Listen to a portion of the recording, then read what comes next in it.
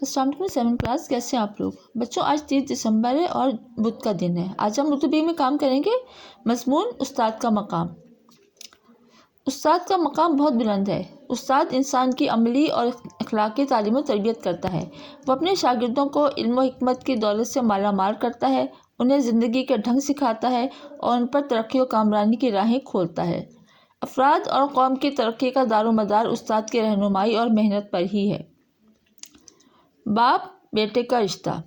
بچوں اب یہ جو پوائنٹ دیے ہوئے ہیں یہ آپ نے مارکر سے لکھنے ہیں، اس کے بعد پین سے لکھنا ہے، ٹھیک ہے؟ پہلا پوائنٹ ہے باپ بیٹے کا رشتہ۔ اگر غور سے دیکھا جائے تو استاد اور شاگرد کا رشتہ باپ بیٹے کا رشتہ ہے، بلکہ ایک لحاظ سے اس سے بڑھ کر ہے۔ باپ تو اولاد کی جسمانی تربیت کا سبب ہوتا ہے، لیکن استاد اپنے شاگردوں کی روحانی اور اخلاقی تربیت کا باعث بنتا ہے۔ اس لیے یہ رشتہ خالص روحانی اور اخلاقی قسم کا ہے اور اس سے باپ بیٹے کے رشتے پر وہی برتری حاصل ہے جو روح کو جسم پر ہوتی ہے۔ دوسرا پوائنٹ ہے قرآن پاک کی روشنی میں۔ اللہ تعالیٰ کی رہنمائی میں رسول اللہ صلی اللہ علیہ وسلم استاد و صحابہ کرام رضی اللہ تعالیٰ عنہ کے آپ صلی اللہ علیہ وسلم کے شاگرد ہیں۔ قرآن کہتا ہے پیغمبر تمہیں کتاب و حکمت کی تعلیم دیتا ہے اور تمہیں وہ سب کچھ سکھاتا ہے جو تم نہیں جانتے تھے۔ پھر پوائنٹ ہے حدیث مبارکہ کی روشنی میں۔ حدیث میں استاد کو بہت عزت و مقام دیا گیا ہے۔ چنانچہ ارشاد ہوتا ہے کہ انسان کے 3 باپ ہیں، والد، استاد، سسر۔ پھر ارشاد ہوتا ہے خوشامد طالب علم کے لیے استاد کے سامنے تو جائز ہے اور کہیں جائز نہیں۔ استاد کا دلی ادب و احترام۔ علم حاصل کرنے کے لیے عاجزی اور انکساری ضروری ہے۔ جہاں غرور اور تکبر ہو وہاں علم حاصل داخل نہیں ہو سکتا۔ اس لیے طالب علم کا فرض ہے کہ وہ علم کی قدر جانے اور اپنے استاد کا دلی ادب و احترام کرے۔ استاد کی رہنمائی میں چلنا۔ چونکہ طالب علم کا ذہن ناپختہ ہوتا ہے، اس لیے اسے اپنے استاد کی رہنمائی میں اپنی قابلیت اور صلاحیت کو بڑھانا چاہیے۔ علم حاصل کرنے کے لیے استاد کی رائے پر چلنا اور اسے ایک بلند حیثیت دینا ضروری ہے۔ شاگرد کو اپنی مشکل حل کرنے کے لیے استاد سے رجوع کرنا چاہیے۔ توجہ اور محنت۔ شاگرد پر لازم ہے کہ وہ اپنے استاد کی ہر بات کو پوری توجہ اور غور سے سنے، اسے خوب ذہن نشین کرے اور پوری محنت اور لگن سے اپنے سبق کو یاد اور تیار کرے۔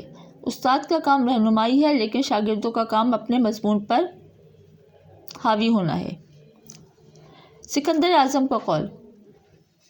سکندر اعظم کا باپ یونان کی ایک چھوٹی سی ریاست کا حکمران تھا، لیکن سکندر اعظم آدھی دنیا فتح کر کے ایک نامور بادشاہ بنا۔ اس کے استاد ارسطو کی تربیت کا نتیجہ تھا۔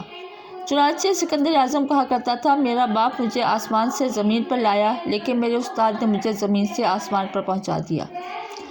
ہارون الرشید کے بیٹے اور باپ۔ ایک دن مشہور عباسی خلیفہ ہارون الرشید نے دیکھا کہ اس کے دونوں بیٹے مامون اور امین آپس میں اس بات پر جھگڑ رہے تھے کہ استاد کے جوتے کون اٹھائے۔ آخر استاد کے کہنے پر دونوں شہزادے ایک ایک جوتا اٹھا کر لائے۔ اگلے دن ہارون الرشید نے دربار میں سوال پوچھا کیا سب سے زیادہ عزت کس کی ہے؟ سب نے کہا خلیفہ کی، لیکن ہارون الرشید بولا سب سے زیادہ عزت اس استاد کی ہے جس کے جوتے اٹھانے میں میرے بیٹے فخر محسوس کرتے ہیں۔ علامہ اقبال اور استاد۔ شمس العلماء مولوی میر حسن علامہ اقبال کے استاد تھے۔ علامہ اقبال ان کا بہت احترام کرتے تھے۔